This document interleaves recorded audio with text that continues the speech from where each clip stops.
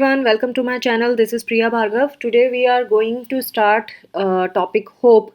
This is third video of unit 10. That is, it is in block 3 MPCE 046. That is MAPC second year students who have opted for applied positive psychology. This video is for you guys. आज हम hope के बारे में बात करेंगे. Hope अगर देखा जाए तो बहुत कॉमन सा टर्म लगता है, लेकिन हर एक फील्ड में अगर हम देखें, अलग अलग डिसिप्लिन्स में देखें, तो इसका जो कनेक्शन है, लॉजिक जो है, वो अलग अलग आपको मिलेगा. वैसे ये इंटरडिसिप्लिनरी कंसेप्ट है. इंटरडिसिप्लिनरी मतलब अलग अलग डिसिप्लिन्स में अलग अलग तरीके से ये यूज़ होने वाला है. जैसे एंथ्रोपोलॉजी हो गया, सोशियोलॉजी हो गया, साइकोलॉजी हो गया, फिलोसॉफी, नर्सिंग, थियोलॉजी, इन सब में ये अलग अलग डिसिप्लिन्स है जहाँ पे होप वर्ड का यूसेज होता है. लेकिन अगर हम फिलॉसफी की बात करें तो इसमें स्पिरिचुअल वैल्यू है, इसकी स्पिरिचुअल वर्च्यू होता है होप का. नर्सिंग लिटरेचर में बात करें सो इसमें होप का एसोसिएशन सर्वाइवल एंड कोपिंग से किया जाता है. और साइकोलॉजी में अगर हम देखते हैं तो गोल अचीवमेंट में किया जाता है, कि जब हमें गोल अचीव करना होता है. स्टैट्स करके थे, इन्होंने 1989 में इंटरेक्शन बताया था विशेस एंड एक्सपेक्टेशन के बीच में. उन्होंने बोला था कि जो होप है, होप विशेस और एक्सपेक्टेशंस के बीच का इंटरेक्शन है एक तरह का. क्यों, होप का क्या मतलब होता है? उम्मीद रखना, है ना. आपकी कोई विश है, आप उसके लिए कुछ सोचते हैं, उम्मीद रखते हैं कि वो मुझे मिल जाए, है ना. ये आपकी एक्सपेक्टेशन है. जो आपको चाहिए है वो आपकी विश है, जो आप उम्मीद रखते कि आपको मिल जाए वो आपकी एक्सपेक्टेशन है. इन दोनों के बीच का जो इंटरेक्शन है वो होप होता है. स्टॉटलैंड करके थे, इन्होंने भी इन्वेस्टिगेट किया था कि एक्सपेक्टेशंस एंड कॉग्निटिव स्केमास के बीच में क्या फंक्शन है होप को डेवलप करने के लिए. ये चाहो तो पढ़ो या ना पढ़ो, एग्जाम पॉइंट ऑफ व्यू से I don't think it is important. Hope की कौन कौन सी स्टडीज़ हुई हैं ये सब. गॉटचॉक ने भी किया था 1974 में. उन्होंने क्या बोला था कि जो होप है, इसका पॉजिटिव एक्सपेक्टेशंस होना होता है किसी पर्टिकुलर फेवरेबल कंसिक्वेंसेस के लिए. मतलब कि जो आपको पता है कि आपका काम बन जाएगा, लेकिन फिर भी आप उसके लिए एक्सपेक्टेशंस रखते हैं क्योंकि अभी तक काम हुआ नहीं है, it is not being done. लेकिन आपको उम्मीद है क्योंकि आपको मालूम है कि आपने काम कर लिया, अब आप उसके लिए फेवरेबल उसका आ जाए, आपके फेवर में जवाब आ जाए उसका, उसके लिए आप पॉजिटिव एक्सपेक्टेशंस रखते हो, है ना. तो होप वही है, पॉजिटिव एक्सपेक्टेशन है फेवरेबल कंसिक्वेंस का. एंड ये किसी इंसान को मोटिवेट भी करती है साइकोलॉजिकल चैलेंजेस को फेस करने के लिए. जैसे आपको मालूम है आपके साथ कुछ अच्छा होने वाला है, तो अगर आपको कोई मुश्किल भी आ जाए, सपोज आप बीमार ही हो गए, तो भी आपको एक होप रहती है, आप मोटिवेटेड फील करते हो क्योंकि आपको मालूम है आपका थोड़े दिनों में काम अच्छा होने वाला है. आप उस चैलेंज को भी ना बहुत पॉजिटिवली लेते हो, कि हो जाएगा, जब एक चीज़ अच्छी हो रही है ये भी अच्छे से हम कर लेंगे करके, है ना. वो एक तरह की उम्मीद बंध जाती है आपको हर चीज़ से, निगेटिविटी में भी. मल्टी डायमेंशनल फ्रेमवर्क के अंदर अगर हम देखें तो इनका नाम मैं नहीं पढ़ पाऊँगी, क्या है ये. इन्होंने सजेस्ट किया था कि जो होप मॉडल है वो हाईलाइट करता है 3 डायमेंशंस ऑफ होप. इनका इसका जो मॉडल है इसको क्या बोलते हैं? Hope model. होप मॉडल के 3 डायमेंशंस बताए इन्होंने. एक है पर्सनल स्पिरिट, दूसरा है रिस्क, एंड थर्ड है ऑथेंटिक केयरिंग. ये जो पर्सनल स्पिरिट है, इसका मतलब है इंडिविजुअल डायमेंशन है ये, है ना, आपकी खुद की अंदर की स्पिरिट. देन रिस्क क्या है? कॉन्टेक्चुअल डायमेंशन है, मतलब कि किस कॉन्टेक्स्ट में आप अपना होप रख रहे हो. तो वो सिनेरियो पे डिपेंड करता है ना, कहाँ पे कौन सा सिनेरियो जिसके लिए आप होप रख रहे हो. And then authentic caring, relational dimension है ये, कि वो किस तरह से कनेक्टेड है ये सारी चीज़ें.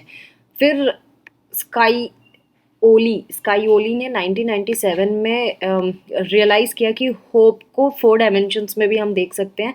जैसे कि मास्टरी, जो गोल होगा, सर्वाइवल मतलब कोपिंग, अटैचमेंट यानी ट्रस्ट, एंड स्पिरिचुअलिटी यानी कि फेथ. इन 4 डायमेंशंस में भी हम होप को रियलाइज़ कर सकते हैं. और भी बहुत सारी स्टडीज़ आई थी जिसमें उन्होंने शॉर्ट फॉर्म में फिर डाल दिया. I don't think that is that important. अब इन्होंने यहाँ पे पॉजिटिव साइकोलॉजी के पर्सपेक्टिव में होप को बताया है कि होप जो होता है उसमें पॉजिटिव फीलिंग्स इन्वॉल्व हो जाती है, जैसे कि ऑप्टिमिज्म की, लेकिन ये कॉग्निटिव मोटिवेशनल स्टेट भी है एक, है ना। कॉग्निटिव मोटिवेशनल मतलब कॉग्निटिव मतलब थॉट, सोचना, एंड मोटिवेशनल मतलब आप उससे मोटिवेटेड रहते हो। सो ये वो स्टेट है जिसमें इंडिविजुअल के जो बिलीव्स हैं खुद के बारे में और उसके एक्शन के बारे में, वो डिज़ायरेबल रिजल्ट अटेन करने में शेप हो जाता है। मतलब कि इंडिविजुअल जो भी सोच रहा है और खुद खुद से रिलेटेड एंड जो उसने एक्शन किया उससे रिलेटेड, सो दैट जो उसको मिलना है उन दोनों को, उसमें उसको एक आइडिया मिल जाता है, मतलब जो उसको रिजल्ट अचीव करना है। तो मैं रीड कर देती हूँ अगर मैं हिंदी में अच्छे से नहीं ट्रांसलेट कर पा रही हूँ। It is also cognitive motivational state that comprises of individuals beliefs about the self and one's actions that shapes attainment of desirable results। तो इस तरह का उसका खुद का बिलीफ और एक्शन पे विश्वास हो जाता है जो उसको डिज़ायरेबल रिजल्ट को अटेन करने में हेल्प शेप देता है। फिर प्रोफेसर चार्ल्स रिचर्ड सिंडर ने भी बहुत सारी चीज़ें बताई होप के बारे में, कंसेप्ट ऑफ होप के बारे में। उन्होंने कंसेप्चुलाइज किया थ्री कंपोनेंट्स होप के।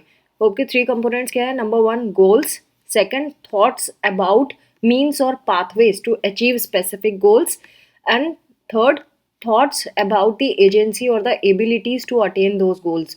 सो तीन चीज़ें होनी चाहिए हमारे पास अगर होप में। होप कब डेवलप होती है? होप के थ्री पार्ट्स क्या हो गए? पहली चीज़, आपके पास कोई गोल होना चाहिए जिससे आप उम्मीद बांधेंगे। दूसरा, जो रास्ता, बहुत सारे रास्ते हो सकते हैं आपको उस गोल तक पहुंचने के लिए, डायरेक्ट, इनडायरेक्ट, है ना, लंबा छोटा, हर तरह के पाथवेज हो सकते हैं। तो दूसरा, आपके दिमाग में वो रास्ते पता होने चाहिए। तीसरा, आपके अंदर वो एबिलिटीज़ होनी चाहिए जिन एबिलिटीज़ को फॉलो करते हुए आप उस रास्ते पे चलेंगे और आप गोल तक पहुंचेंगे।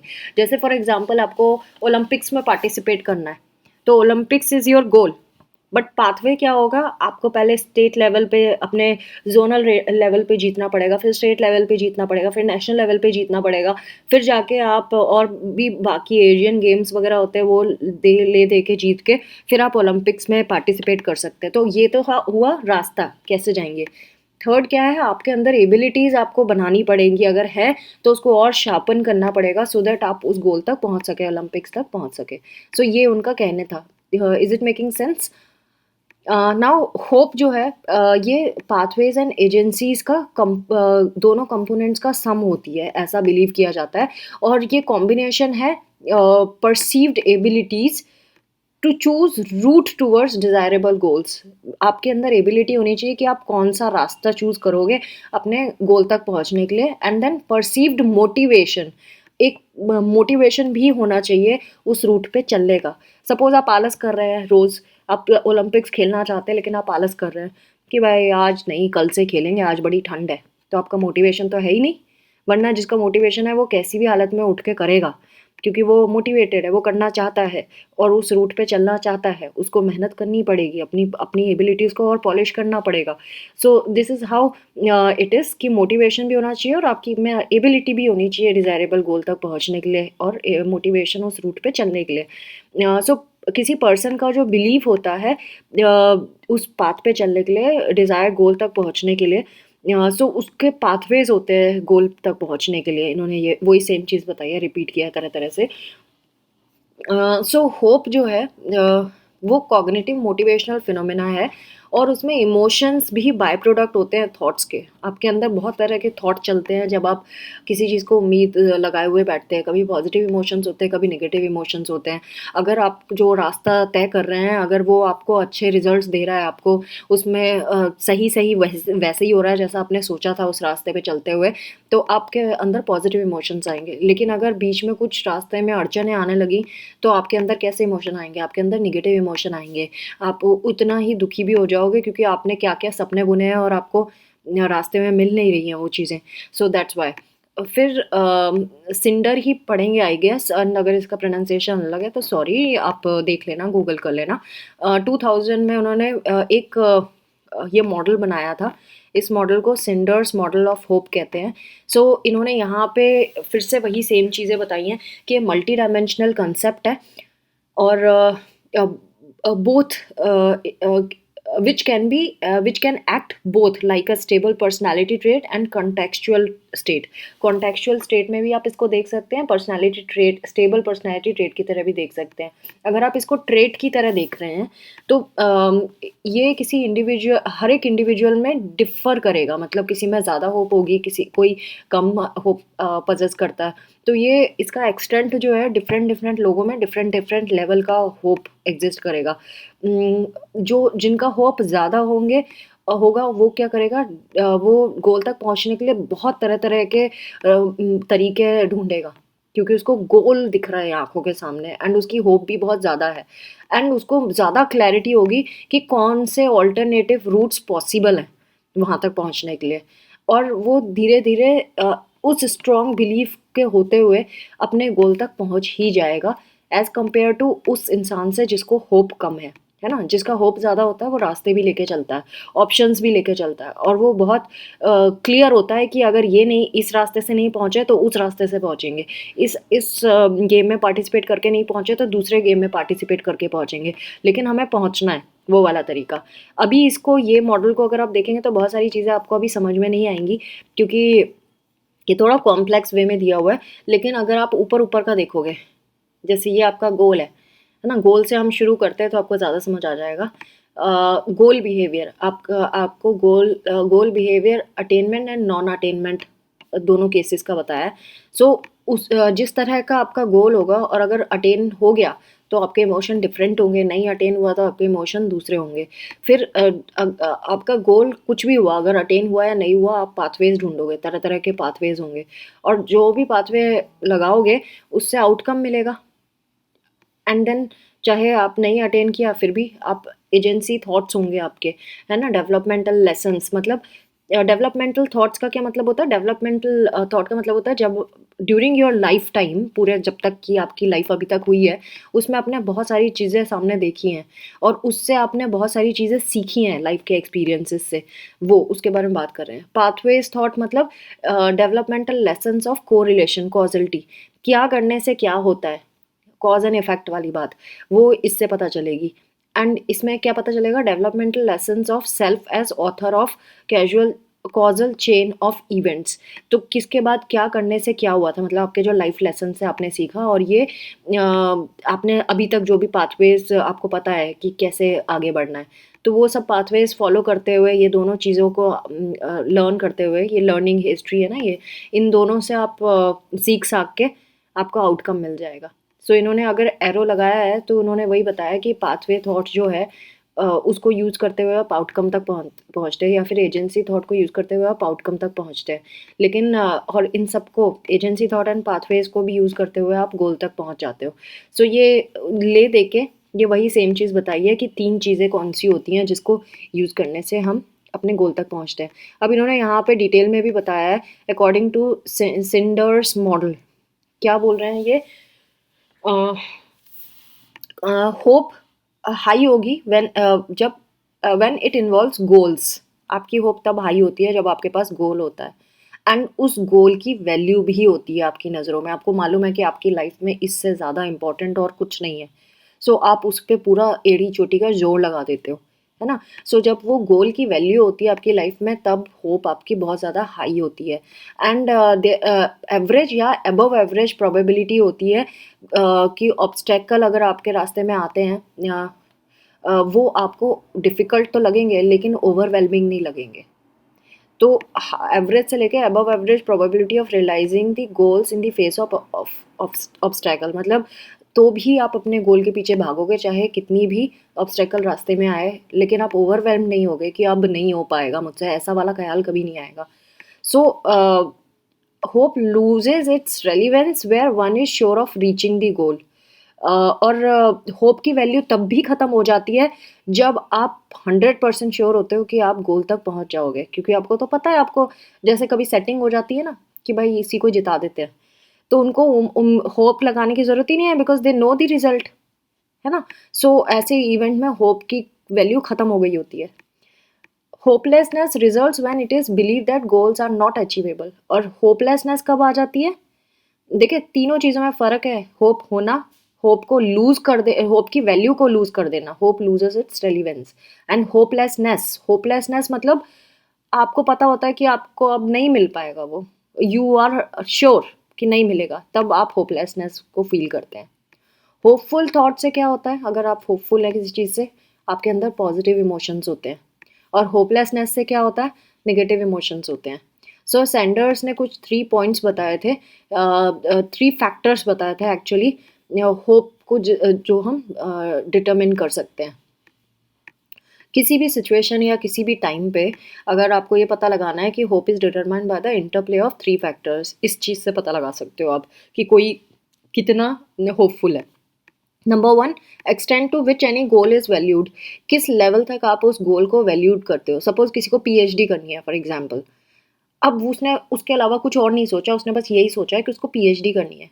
तो आपको मालूम है कि उसकी लाइफ में अगर वो सिर्फ पीएचडी को ही लेके चल रहा है और उसने कोई ऑप्शन के बारे में सोचा ही नहीं, तो दैट मीन्स ये उसने उस गोल को वैल्यू किया है। अगर वो 3-4 और गोल लेके चलता है, चलो पीएचडी नहीं तो ये, नहीं तो ये, नहीं तो ये, तो मतलब वो वैल्यू नहीं कर रहा है गोल को, है ना। सेकंड चीज़ आपको कैसे पता चलेगा होप कितनी स्ट्रॉन्ग है, उसमें पाथवे और means and expectancies about the effectiveness of these pathways in attainment of desirable goal। आपने जो रास्ता चुना है अपने गोल तक पहुंचने के लिए, वो कितना इफेक्टिव है, आपकी कितनी उम्मीदें हैं उस रास्ते से कि आप पक्का पहुंचेंगे। जैसे कि यूजीसी नेट क्लियर कर लेना, यूजीसी आपको मालूम है, यूजीसी क्लियर करने के बाद आप कर सकते हो, यूजीसी नेट का एग्ज़ाम देने के बाद आप पीएचडी कर सकते हो आराम से, कॉलेजेस में भी पढ़ा सकते हो, एंट्रेंस भी दे सकते हो पीएचडी का। सो बहुत तरीके तो बहुत सारे हैं, लेकिन आप कौन सा चूज़ करना चाहते हो। यूजीसी नेट के थ्रू करेंगे तो आपको कम फीस में एडमिशन मिल जाएगा, वैसे करेंगे तो आपको ज़्यादा फीस देनी पड़ेगी, एंट्रेंस तो देना ही पड़ेगा। तो एंट्रेंस की तैयारी इज़ दी रास्ता, तो आप एंट्रेंस की तैयारी करोगे, वो आपके गोल की इफेक्टिवनेस को बताएगा क्या रास्ता आपने चूज किया है। Third point is one's agency और एनर्जी और abilities and self efficacy in using these pathways to the goal. आपकी खुद की कितनी एजेंसी है, एजेंसी मतलब आपकी खुद की एनर्जी कितनी है, आप में एबिलिटीज कितनी है। एक होता है एबिलिटी होना, एक होता है सेल्फ एफिकेसी। एबिलिटी मतलब आप ऑलरेडी इतने माहिर हो, आपको इतनी नॉलेज है कि आपको आता है बहुत सारी चीज़ें, आप जल्दी से सीख जाते हो। सेल्फ एफिकेसी मतलब खुद पे भरोसा होना कि मैं कर लूँगा। अगर किसी में सपोज एबिलिटी है लेकिन वो खुद पे भरोसा नहीं करता, तो मुश्किल है ना रास्ते में चलना, क्योंकि खुद पे भरोसा ही नहीं है कि मैं कर पाऊँगा। सो ये 3 चीज़ें, गोल, गोल के रास्ता, इफेक्टिव रास्ता, एंड थर्ड इज़ आपकी खुद की एजेंसी। सो इन्होंने आगे भी मेंशन की है चीज़ें कि do not operate in a vacuum, the thoughts about pathways and agency are dependent on past experiences. जो आपकी एजेंसी है, मतलब आपके अंदर एबिलिटीज़ है, वो आपके पास्ट एक्सपीरियंसेस पे डिपेंड करती है। आप जो पाथवे चूज़ करेंगे वो भी आपके एक्सपीरियंस पे ही डिपेंड करता है, आप कौन सा पाथ चूज़ करना चाहते हैं अपने गोल को अटेन करने के लिए। तो यहाँ पे इसको देखेंगे, देखिए एजेंसी और पाथवे के बारे में बात कर रहे हैं। एजेंसी मतलब आपकी खुद की एफर्ट्स, आपकी खुद की एबिलिटीज़, एंड पाथवेज मतलब कौन कौन से रास्ते हैं आपके गोल को पहचानने के लिए, पहुँचने के लिए। सो डेवलपमेंटल लर्निंग्स जो होती हैं वो को रिलेटेड होती हैं, और कॉजलिटी किसके करने से क्या होता है ना। Pathway thinking and agency thoughts, ये दोनों ही ड्राइव करती हैं हमारे पुराने एक्सपीरियंसेस से। नाउ बैरियर्स गोल अचीव करने में जो होते हैं, इसके बारे में भी उन्होंने बात की। उन्होंने बोला कि goal attainment is not always a smooth process. जब भी आप कुछ अचीव करने चाहते हो तो ऐसा तो नहीं होता ना आपने सोचा और हो गया। ऑब्वियसली रास्ते में बहुत सारे प्रॉब्लम्स आते हैं, बहुत सारे ब्लॉकेजेस आते हैं। तो जब आप अपना गोल अचीव करते टाइम कोई ऑब्स्टेकल को फेस करते हो, तो बहुत सारे पीपल ये सोचने लगते हैं कि एक कोई ऑल्टरनेटिव रूट रखा जाए अपने पास। और कुछ ऐसे होंगे जो मल्टीपल रूट्स रखेंगे गोल तक पहुंचने के लिए। जिसको जितना पता होगा या जो अपनी एबिलिटी से जितना निकाल सकता है, उखाड़ सकता है रास्ते, वो उखाड़ेगा, है ना। सो मल्टीपल पाथवेज जो होते हैं is more characteristics of high hope people. तो जिनको बहुत ज़्यादा होप होती है, वो बहुत सारे रास्ते निकाल के रखता है, वो बहुत सारे रास्ते खोजता है। Now coming to false hopes.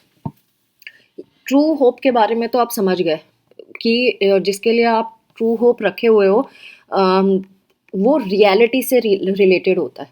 एक होता है फॉल्स होप, फॉल्स होप कब आती है? जब आपकी रियलिटी से डिस्टॉर्शंस हो जाते हैं, मतलब आप ऐसी चीज़ों के लिए होप रखते हो जो पॉसिबल है ही नहीं, रियलिस्टिक है ही नहीं।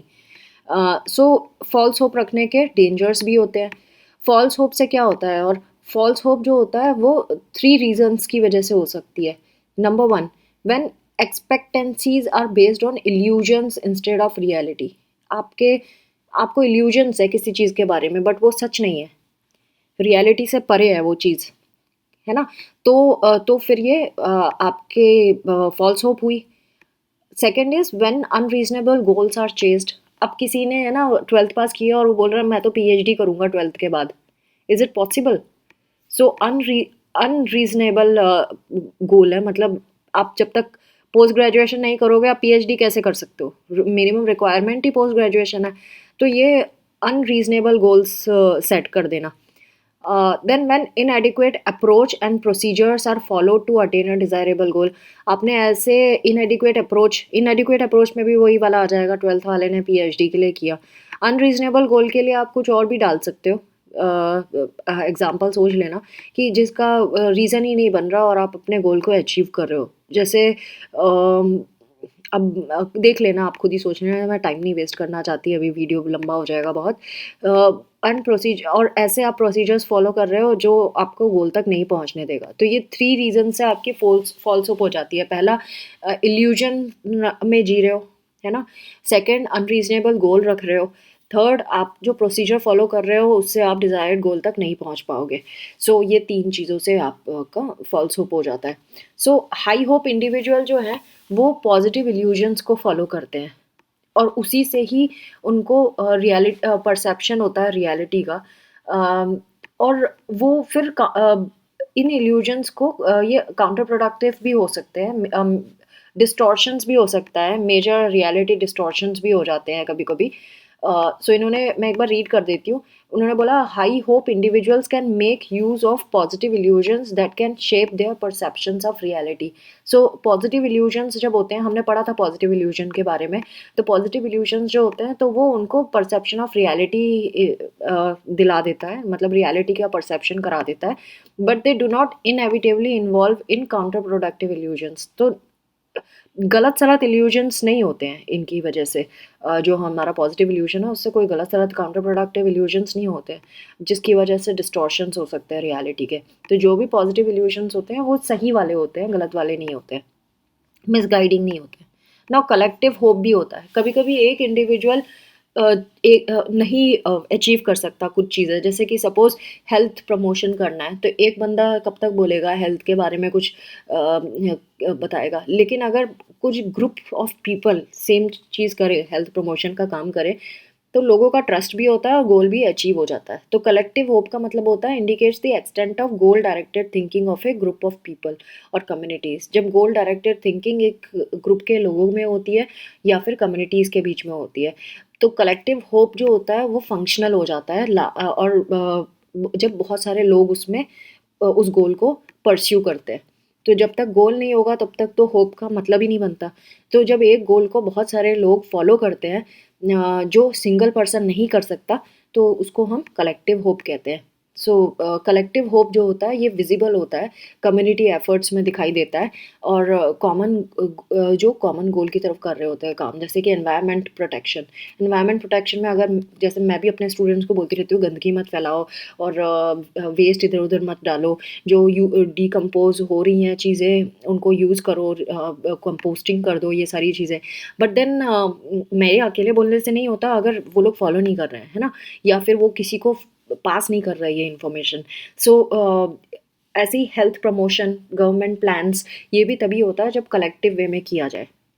Now next is development of hope, जो लास्ट टॉपिक है इस वीडियो का। सो डेवलपमेंट ऑफ होप,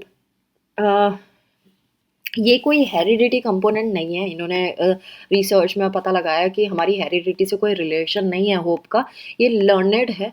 हम सोशलाइजेशन प्रोसेस है ये, आप दूसरों को देख के सीखते हैं। सो जो एलिमेंट्स ऑफ होप है उसमें पाथवेज एंड एजेंसी थिंकिंग आती है, जो पेरेंट्स भी सिखा सकते हैं, केयर गिवर्स भी सिखा सकते हैं, एंड ये विजिबल भी होती है। और स्पेसिफिकली जब बच्चा 2 साल का होता है ना, तब से उसको होप का बारे में बात समझ में आने लगती है। क्यों पाथवे और एजेंसी का मतलब तो पता चल गया ना, अपने अपने गोल को अचीव करने के लिए कौन सा रास्ता। एजेंसी मतलब आपकी आपकी खुद की एफिशिएंसी, सेल्फ एफिकेसी, है ना, आपकी खुद की एनर्जी। तो ये दोनों चीज़ें बच्चे को 2 साल की उम्र में ही समझ में आ जाती है। हाउएवर ये टाइम लेता है, मतलब इससे पहले से ही बच्चे को के अंदर होता है, लेकिन 2 साल तक सर्टेनली आ जाती है। बहुत छोटे से ही बच्चे को पता होता है गोल कैसे अचीव करना है। सो एजेंसी थॉट्स जो होते हैं बेबीज़ में, जैसे कि वो अपने बारे में पता लगाते हैं, recognition of their self to be causal factor in many cause and effects events in their surrounding. उनके सराउंडिंग में जो भी हो रहा है, क्या करने से क्या हो रहा है, वो धीरे धीरे बच्चा सीखता है। हेल्दी अटैचमेंट्स जो होते हैं केयर गिवर के साथ, वो क्या पैदा करती है, वो बच्चों में ट्रस्ट पैदा करती है। अगर पेरेंट्स एंड बच्चे के बीच में अच्छा रिलेशनशिप है, वो ट्रस्ट पैदा करती है। एंड जब ट्रस्ट होता है तभी बच्चे में होप भी जनरेट होता है, होप भी डेवलप होता है। तो ये कनेक्शन है, healthy attachment plus trust and then hope. जो थ्रेटनिंग एनवायरनमेंट होते हैं या ट्रॉमेटिक एक्सपीरियंसेस होते हैं चाइल्डहुड में, उससे लाइक जैसे थ्रेटनिंग कैसे, पेरेंट्स को खो दिया, उनके साथ एसोसिएशन हट गया, तो उनमें क्या होगी, होप डिक्रीज हो जाएगा। तो friends, this was about hope का आज का video. This is third video of unit 10। I hope आपको ये समझ आया होगा क्या है, बट आई विल सजेस्ट कि सेल्फ रीडिंग ज़रूर करें, अपने पर्सनल नोट ज़रूर बनाएं। ये सिर्फ एक फ्रेमवर्क है, जितना मैं अपनी कैपेबिलिटी और टाइम के अकॉर्डिंगली आपको समझा सकती थी। So thanks for watching and take care of yourself, and do not forget to subscribe and please share my videos with rest of the students. Bye bye, take care.